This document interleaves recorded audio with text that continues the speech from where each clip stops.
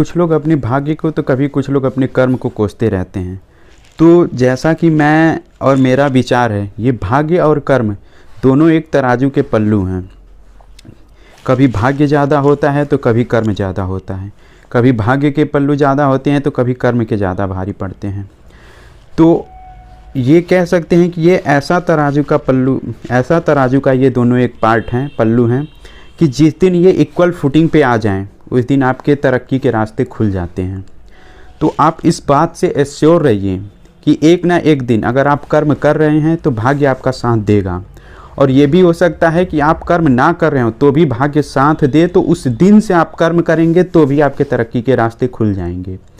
तो आप इस बात से चिंता बिल्कुल ना करें। ये प्रकृति के दिए हुए ऐसे स्रोत हैं जिसको मानव निर्मित नहीं की जा सकती है। ब्रह्मांड में कुछ चीज़ें सत्य हैं जिसको मानव द्वारा नहीं निर्मित की जा सकती है। तो इस बात से आप बिल्कुल एश्योर रहिए कि आज नहीं तो कल अगर आप कर्म कर रहे हैं तो आपका भाग्य साथ देगा और ज़रूर देगा।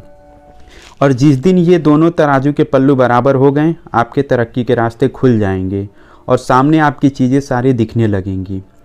तो आप कभी भी डीमोटिवेट ना हों और कभी भी अपने अंदर नकारात्मक भावनाओं को ना पनपने दें।